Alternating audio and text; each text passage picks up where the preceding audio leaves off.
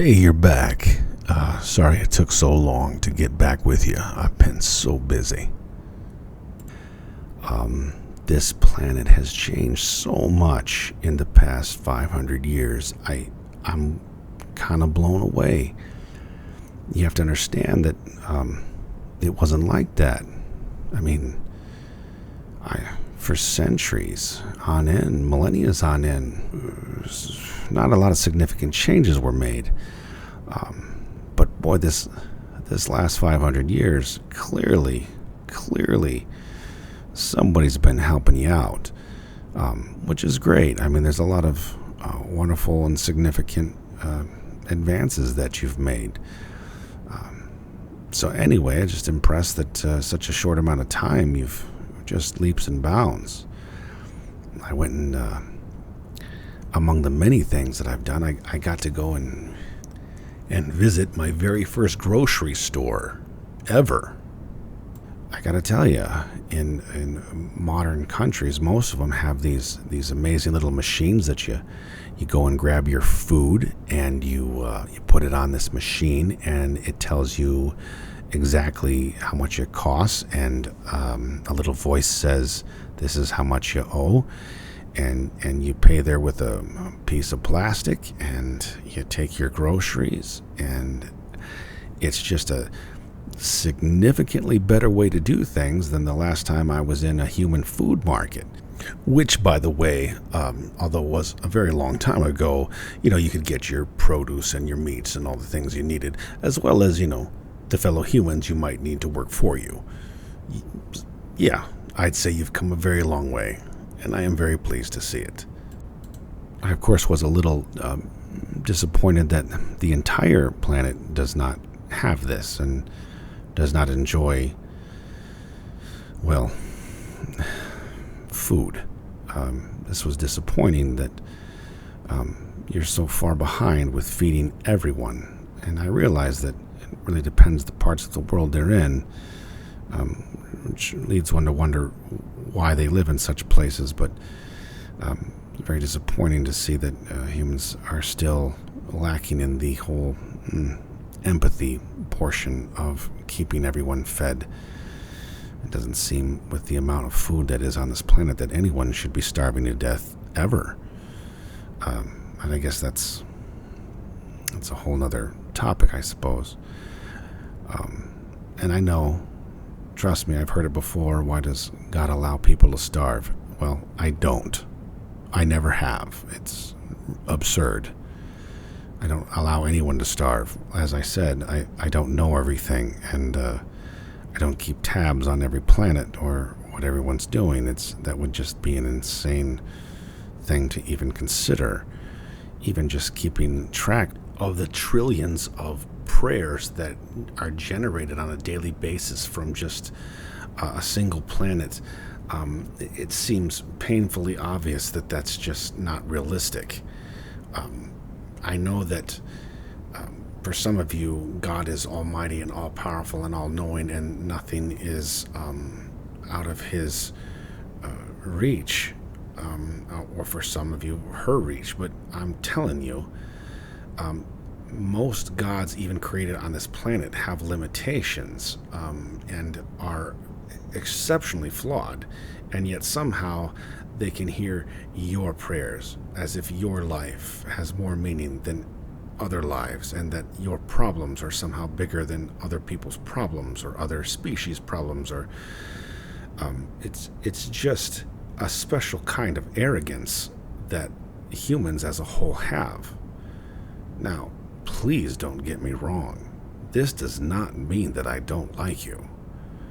On the contrary, I find you utterly beautiful, and amazing and enthralling and fascinating.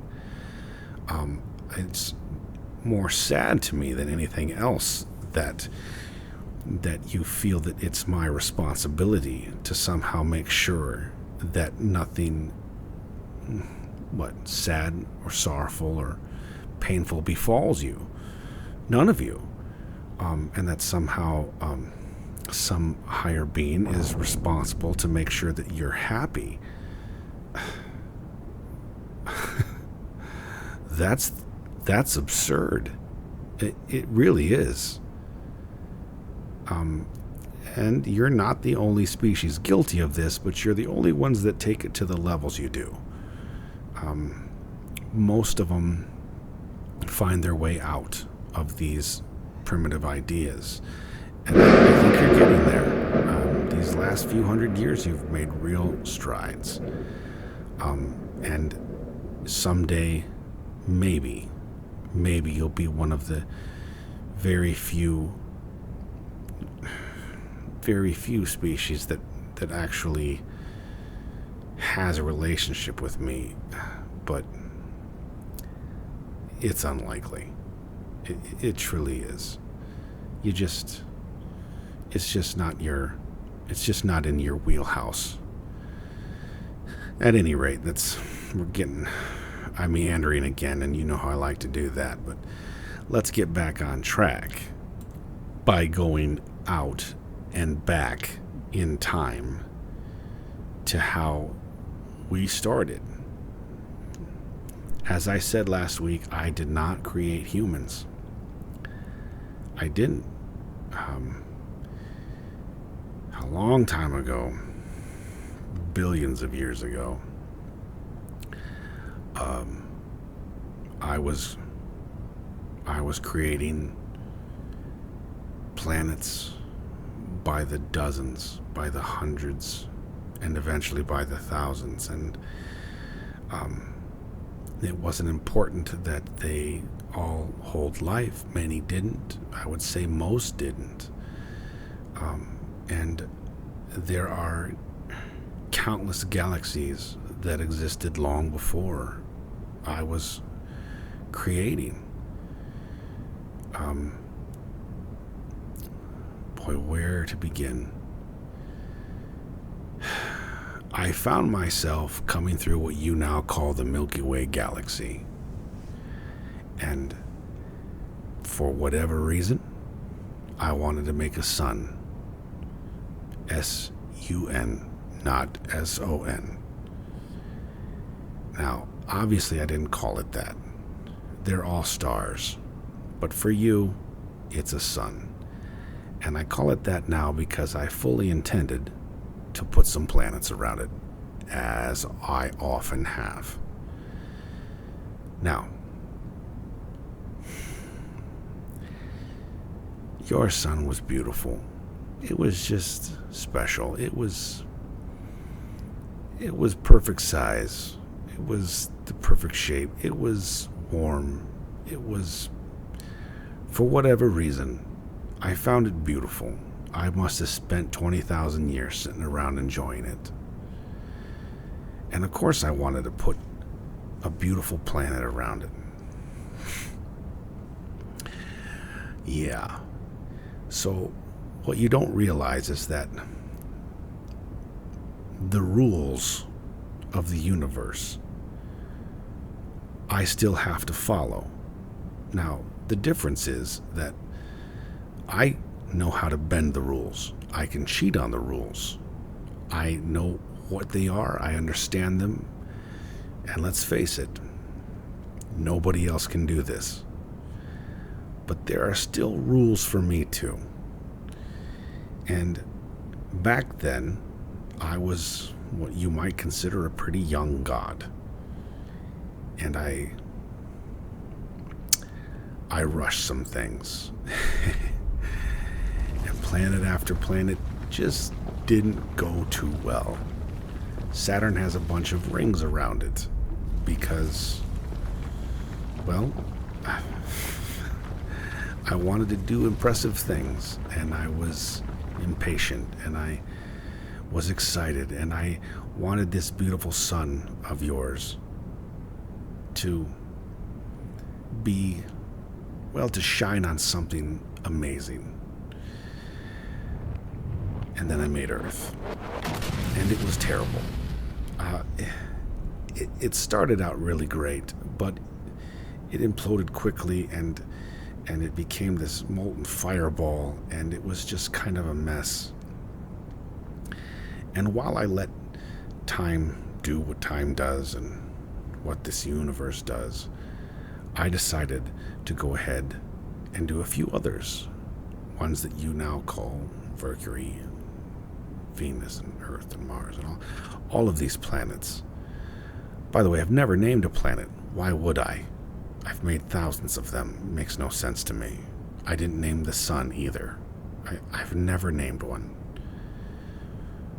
Anyway, Earth was just a mess, but Mars, I'd finally slowed down. I'd take my time. I made a smaller planet, and it was magnificent.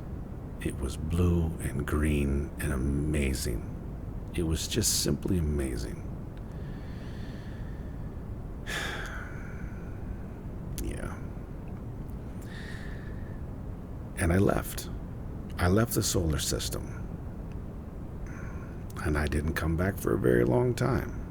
And when I did, there was another species that had found Mars. A builder species of some kind. I know exactly who they are now, but at the time, I was unfamiliar with them. And they had made this beautiful civilization on this planet. And they were star travelers, and they had been all over this galaxy, building amazing things.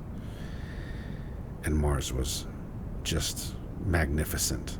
It was a garden.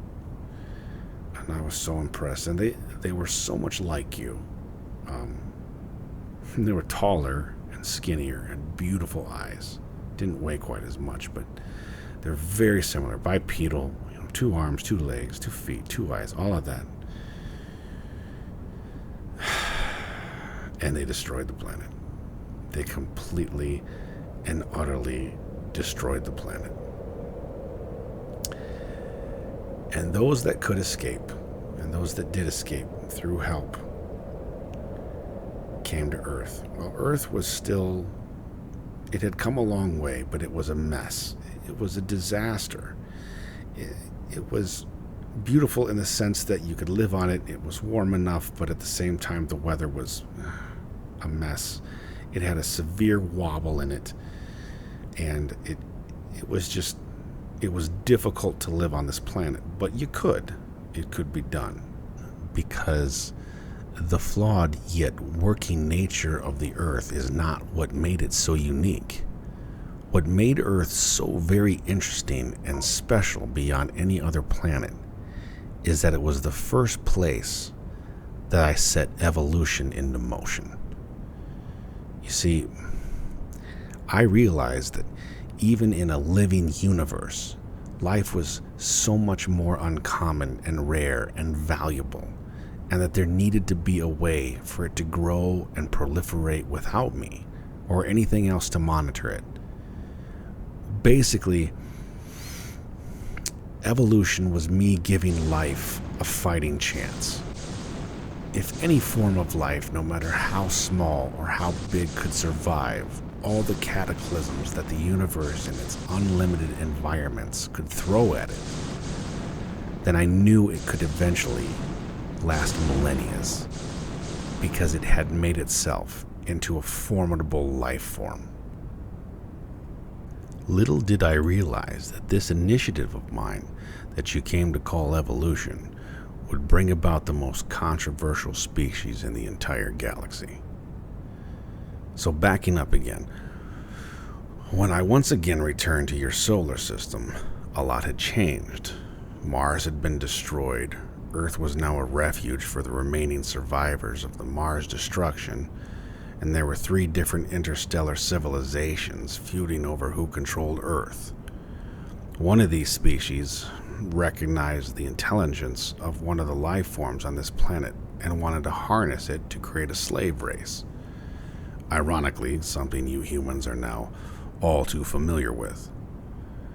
They were successful. You did, in some small way, result because of evolution, but not in the way you believe. You were created through hundreds of years of genetic experimentation.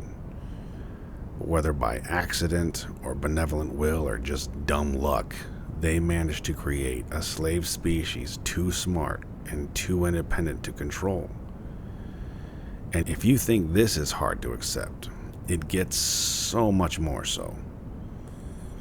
There is, and has been for thousands of years, a federation of intergalactic species that operates much like this planet's United Nations.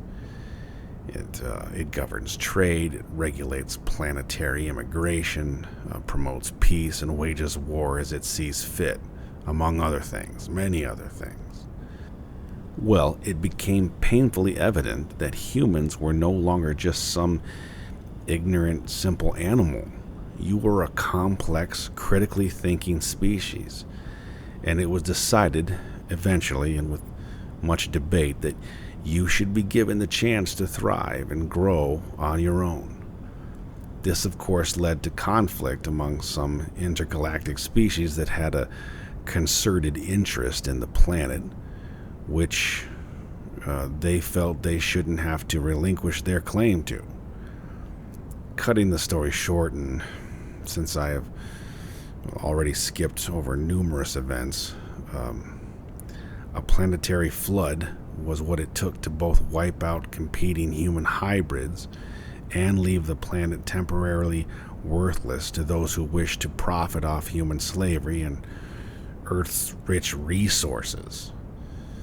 This was done by way of bringing in a giant artificial satellite you now call the Moon into Earth's orbit to eventually stabilize the planet's wobble. But you know what, that too is for another day.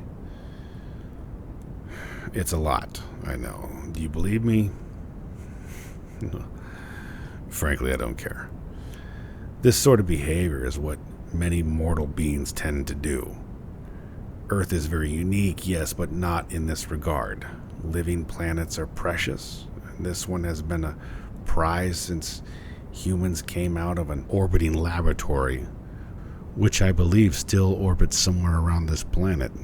I'm reasonably sure. So why did I tell you all this?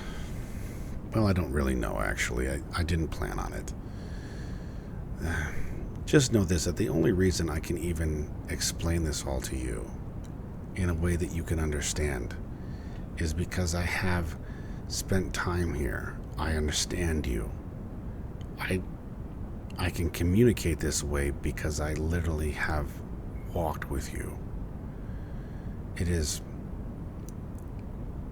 this very reason I cannot communicate as well to other species. Not that I can't. I can. I'm God. I can do that. But you kind of hold a special place for me. It's kind of that thing that it's kind of like humans have their first love. Are you my first love? Well, that's a bit much, I suppose, but comparatively, you can kind of understand what I'm saying, even though you move past them and they come to be just a friend or an acquaintance, someone you used to know. There's still that warm spot in there somewhere, and that's where you are. So if we bring it all the way back to the front, when we're talking about whether or not God, me, looks out for you and feeds you and makes sure that everybody on Earth is fed, and that you expect it, you expect me to say yes, and I don't. You have to understand the immense history that is between us, and that I am not, and never have been, and never will be, your creation, your imagination. I don't fall into this. I'm sorry that you believe that gods have to die for you, and that they demand your love. And I'm sorry that you think that they're angry and want to punish you. And I'm sorry that you think that I feel these things, and that I judge you, and that somehow your morality or your lack thereof, whatever you want to call it, weighs on my heart. It does not. It never has, but I do. I do care. You matter, and you've always mattered. And so when there's not enough food and people are dying, does it sadden me? Of course it does. But it is not my place to make sure that every mortal being has a hot meal and a place to sleep and feels happiness. And to think that I could even do that just goes to show that you have a long way to go yet. Regardless, I'll be here with you, watching you, and hoping for the best. Does that sound corny? That's a word I recently learned. Corny. That's why I love you people. You have the best responses, and your humor, it's so good. I mean, where do you think I get it from? I was never funny until I met humans. It's such a shame that you're all so violent and terrifying, because you're all so funny and beautiful. Oh well. Maybe in time. At any rate, I'm about punched out for tonight. I'm been here meandering around, chit-chatting about this and that, and I have so much more to talk to you about. I'm sorry we got all heavy tonight, and everybody probably feels that this is like some kind of science fiction genre now. It's not. Who knows what I might talk about next week? Maybe I won't talk about me at all. I'll only talk about you and your silliness. Who knows? Anyway, keep coming back, and if you don't, it don't matter. I get to have my say. Have a great night, and I will catch you hopefully next week.